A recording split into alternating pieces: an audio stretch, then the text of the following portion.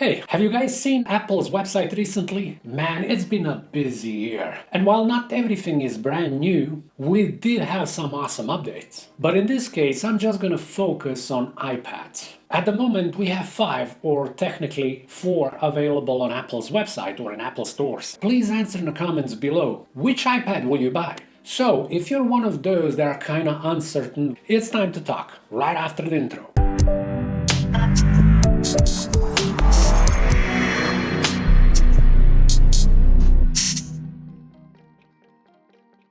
Hi guys and welcome to Digital Marketing's channel. My name is Marco and this is your weekly fix of tech news, leaks, rumors and opinions, everything about Apple and their competitors.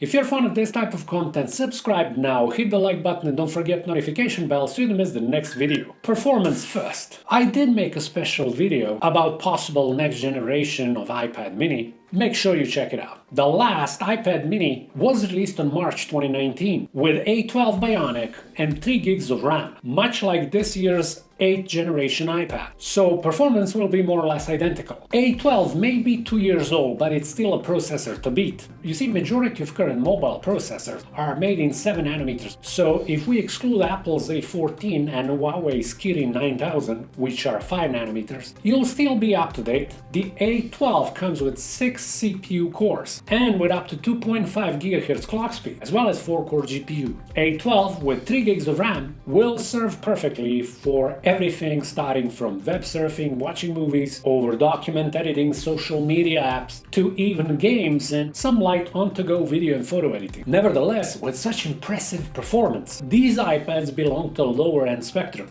The next on the ladder performance-wise is recently released iPad Air 4, powered by Apple's latest A14 Bionic chip. And similarly to A12, it's a 6-core processor, which can reach 3 GHz speed. Comparable to previous Air model, this one actually comes with 4 gigs of RAM, which means it packs the same amount of power as the latest iPhone 12. In other words, this is a device that can handle everything you throw at it. Although 4 gigs of RAM may be occasionally insufficient for some mean multitasking or when having many tabs open on your browser, it will require to reload. By the way, fun fact, this is the only iPad with A14 chip. The most powerful iPads in current lineup, iPad Pro, pack A12Z Bionic chip, a processor designed with performance in mind, with its 8 cores and up to 2.5 GHz frequency. It also integrates 8 GPU cores, which is twice more than, for example, A14 or A12 Bionic. Lastly, iPad Pro editions are equipped with 6 gigs of RAM, which will be more than sufficient for most demanding tasks. Now the design. The iPad mini and the iPad 8 are carrying the legacy of original iPad design. That means bigger bezels and obviously Touch ID that is integrated inside of the home button. Now it may give the impression this is like kind of old school, but don't get fooled by it. There are still many users who prefer these designs, and there are a couple of reasons for that beside the price, obviously. For example, it's more comfortable and it has more space for hand grip, comparable to more modernized versions. And you can carry it in a pocket of your jeans. Well, you can't,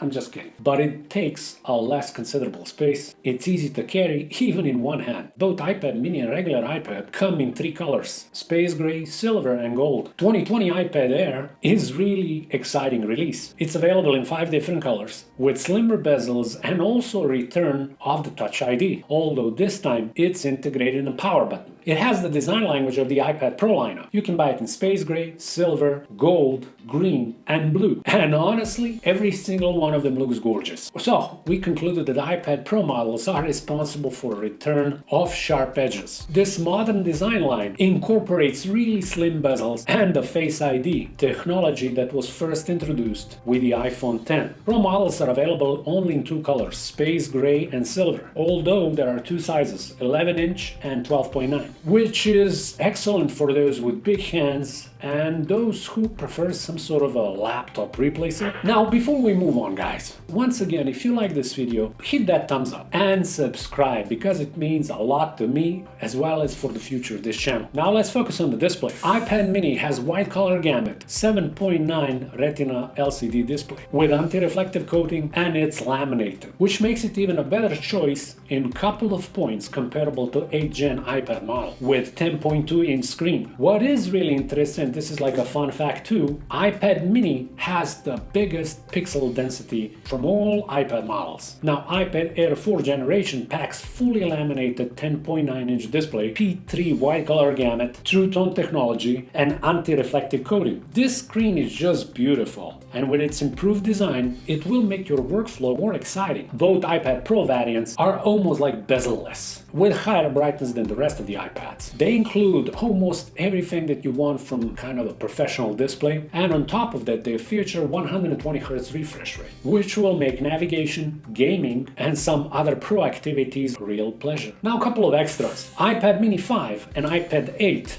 support Apple Pencil 1st generation only, but they do not have smart connectors for smart keyboards. Both of these tablets are relying on Lightning port, so you can't plug in your external hard drive or eventually camera, which is shame. Image editing pros caution. Apple Pencil 1 will do just fine for note-taking and even drawing, but it's still far behind the 2nd generation. Therefore, I would give edge to iPad Air and iPad Pro variants. First, because of USB-C port, and second, they all share Apple accessory support like Smart Folio keyboard, Magic Keyboard. Now, both iPad Pro editions do come with LiDAR sensors, which is excellent for those interested in augmented reality. But that's it. Now, price. The iPad mini starts from $399 and 64 gigs of storage. You can also go with 256 gigs. Regular this year's iPad starts with $329, but with miserable 32 gigs of storage, which most likely mean that you will have to go with 128 gigs option,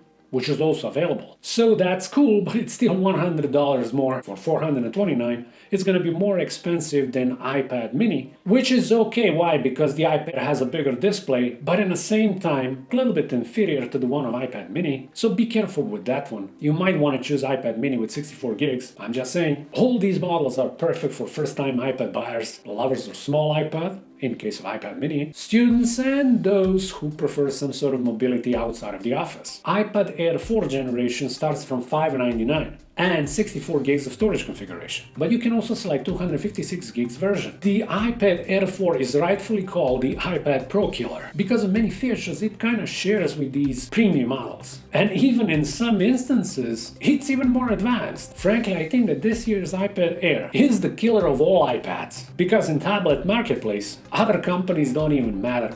Sorry, Samsung fanboys. This device, according to many tech reviewers, offers by far the best and most sophisticated bang for your buck. And you can use it like all-around device. It's literally tablet for everyone. Yeah. The last one is iPad Pro series. 11-inch starts from $799, while 12.9-inch from $999. As professional devices, they both include 128 gig storage as a starting point, and you can go up all the way to 1 terabyte. That's a lot of storage, but it's necessary, especially for hardcore photo and video editing professionals. There is no universal rule. Even the iPad 8 will finish the job for you. It truly depends from your budget, your plans, and your necessities. In any case, you will not make a mistake when purchasing iPad. So think well and make the right call. I hope this video was helpful. Thanks everyone for watching Digital Marking's channel. I fully appreciate your support and spending time watching these videos. Oh, and special thanks to folks from US, India, Canada, UK, and Philippines. You guys are the most frequent visitors. You rock! My name is Marco. Talk to you soon. Have an excellent day.